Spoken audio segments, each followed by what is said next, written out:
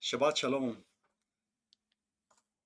It's been a couple of weeks since we shared anything live or went live, and we just want to tell you a little bit what's going on because of that.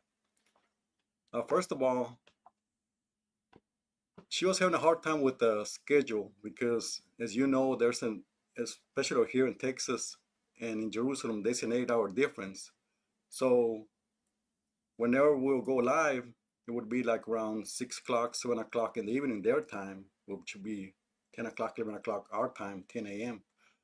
So it was kind of a difficult schedule because, as you know, most of us are pretty productive and everything, in the mornings and on the middays and through the evening, it's sort of kind of winding down. So kind of the schedule was kind of interfering a little bit as far as how she felt in the evening, as opposed to the morning.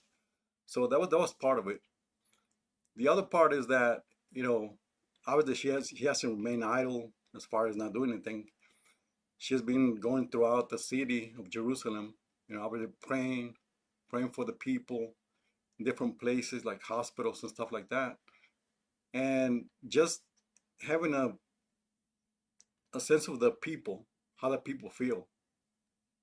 And it's been very interesting as far as what she's found out about the people, what's going on, not just with the Jews, but with Palestinians, with everybody there as a whole in Jerusalem. And like I said, I just want to take the time to tell you what's going on because I know that a lot of you have followed us throughout the years. And believe me, we're not going to stop. We haven't stopped. We're just kind of figuring out things as far as the new schedule. But once we figure that out, obviously, we're going to come back. And first of all, I want to thank you. You that have been following all throughout the years. I want to thank you for that, for your support, your prayers, and everything. And one of the things that I do want to share is that I don't know if you ever flown on an airplane or a jet, and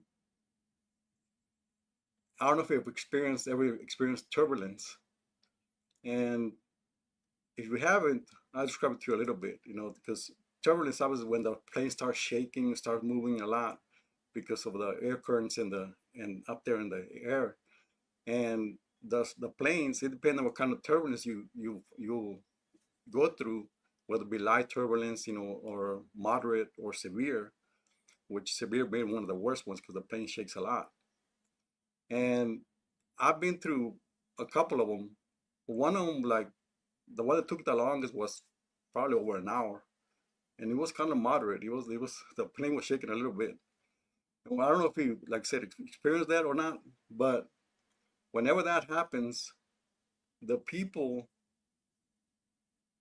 all of a sudden get quiet. If they're talking, or everybody's talking on the plane and talking to each other, and all of a sudden it just goes silent. As far as the talking of the people and everything, it's just like it goes silent, and because everybody starts looking out the windows and stuff like that, see what's going on, trying to figure out. But obviously, you can't see anything. You can see out the windows, but you can't see the air. So it's just you see the plane shaking, stuff like that, the wings, but you obviously can't see anything.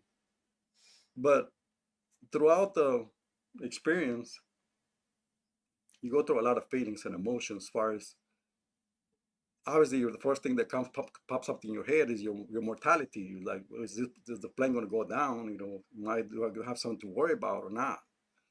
And obviously, it's a concern. Obviously, as you're going through it, the time that, like I said, it took a long time, like an hour or so, being in turbulence. I had my phone throughout all of that. I had my phone in my hand. I was like, well, you know what? If this is my day, this is the time that it's going to be my day to go down this plane. I'm just going to, have my phone in my hand, and as we go down, I'm going to leave my last message. Maybe, if they end up finding my phone, they can actually, my family can at least get the last message that I'll leave for them. And it might seem funny, but it's really not as you're going through the thing. Why am I bringing that up? It's because whenever you first start to experience that turbulence, it's like it's like nothing. It's like it's like normal. Because if you've flown many times, you obviously experience some of it, real light or whatever, plane starts to move a little bit. It's nothing, no, not a big deal. But then as the plane starts to shake more and more, obviously, then you start to get a concern and you start to wonder, what's going on, all this stuff. The point I'm bringing that up is that there's a shift going on in the world as a whole. There's a animosity amongst the people. There's a concern among the people that something's about to break. Something's about to take place that will change our lives the way we know it. And that is true. We're coming into things that we only have talked about, people have only talked about, or maybe some of them would have expounded on some of the things, or maybe it's just something you have felt before, or maybe something that you feel that it's coming, and it is something that's coming, and that'll shake our foundations, that'll really something we haven't seen before. And I just want to encourage you that to keep watching, because you will get the answers to what's going on. You will find out what's going on. And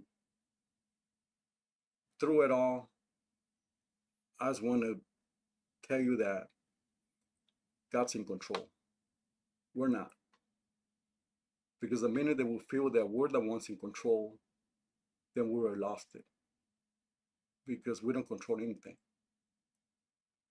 We don't control the next second, the next minute, anything in our lives, because the next second is not even promised to us. So He's in control.